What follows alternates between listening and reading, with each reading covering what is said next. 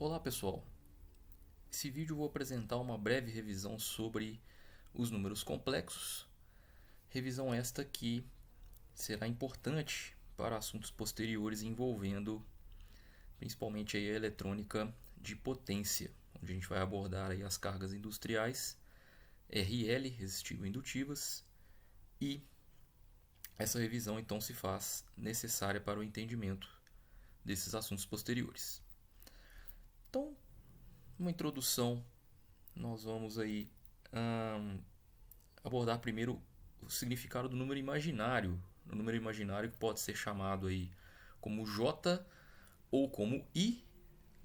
Nos livros de matemática é mais comum nós encontrarmos aí a denominação de I para o número imaginário. Porém, como nos assuntos envolvendo eletricidade, o I já é muito utilizado para identificar correntes elétricas, então o número imaginário já recebe aí a denominação de J. Inclusive nós vamos utilizar o J como sendo um número imaginário, justamente porque nós vamos envolver aplicações aí de números complexos na eletricidade. Na eletricidade, na eletrônica, enfim. Então, J é igual então a raiz quadrada de menos 1. Esse é o significado matemático do número imaginário, é o resultado dessa raiz quadrada de menos 1.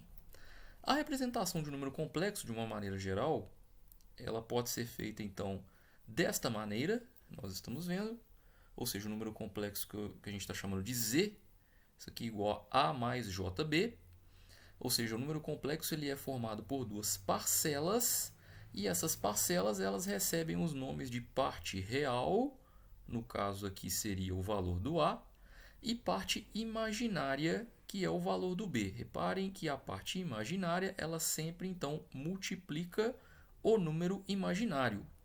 É o valor que multiplica o J aqui, né? Que é o número imaginário que faz parte aí do número complexo, né? Bom, esse número complexo também pode ser representado geometricamente através do plano que a gente chama de plano complexo.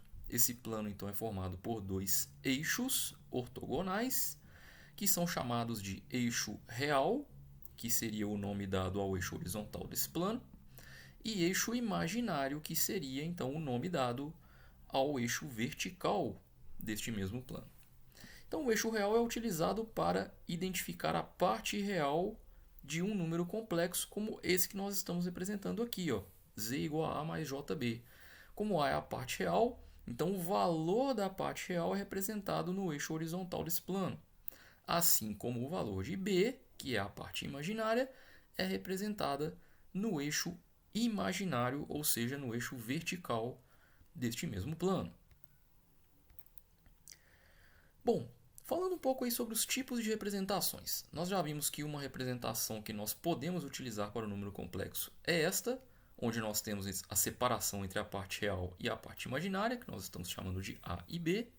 Essa forma de representação é chamada de forma retangular ou cartesiana, são dois nomes aí que indicam a mesma coisa, essa representação, para ser mais preciso. Só que nós temos uma outra forma de representar o número complexo, que é a chamada forma polar ou trigonométrica.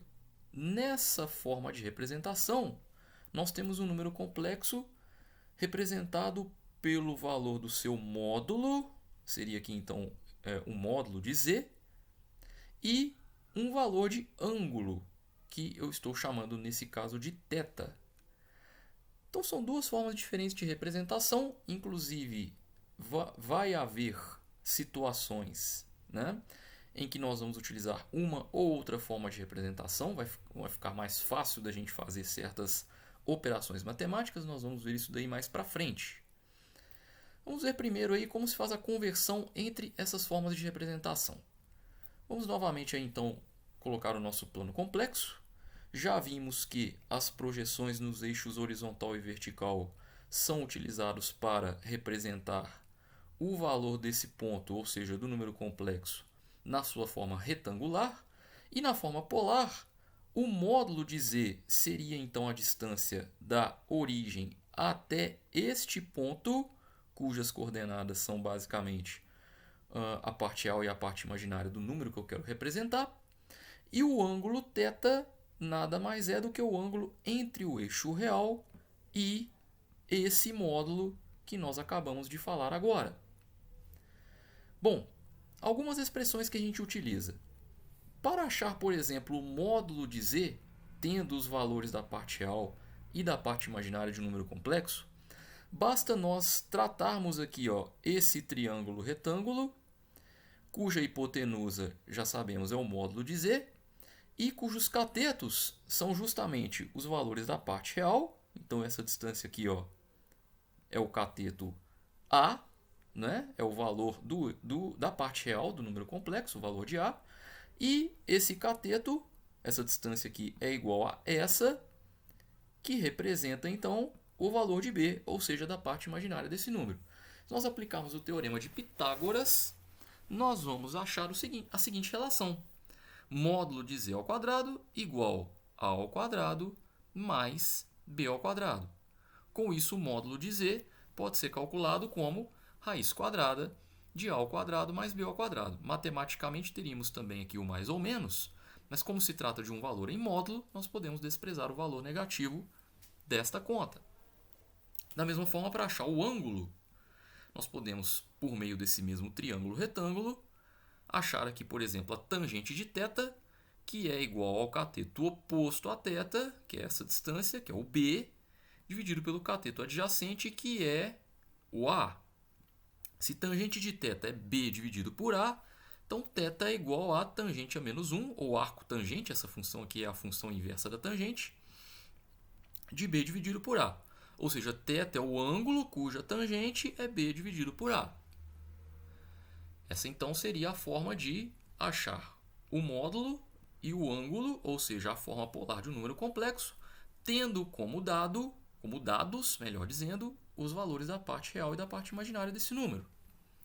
Existe também a forma inversa, ou seja, a partir do módulo e do ângulo, nós obtemos a parte real e a parte imaginária. Por exemplo, A, que é a parte real, pode ser igual, melhor dizendo, a módulo de z vezes o cosseno de θ. Achando aqui essa expressão, né, ela pode ser obtida através do cosseno de θ.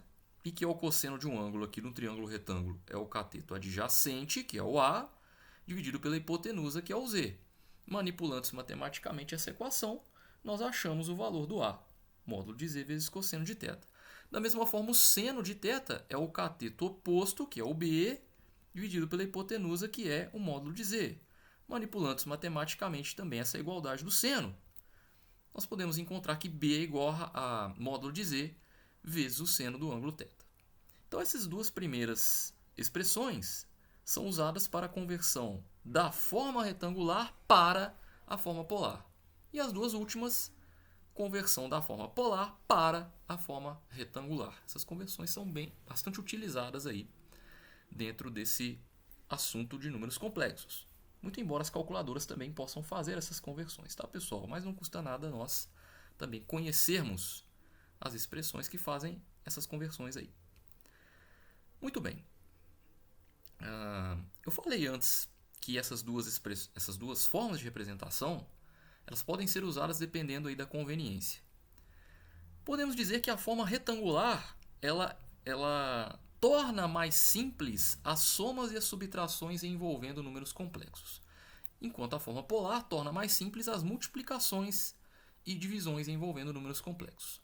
Não que a gente não possa fazer multiplicações e divisões na forma retangular e somas e subtrações na forma polar, mas isso seria bem mais trabalhoso de se fazer, tá?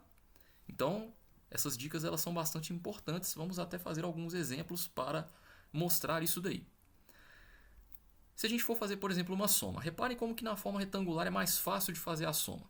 Bastando nós somarmos parte real com parte real, parte imaginária com parte imaginária. Então, eu somaria aqui, 13 mais 5, J6 mais menos J4.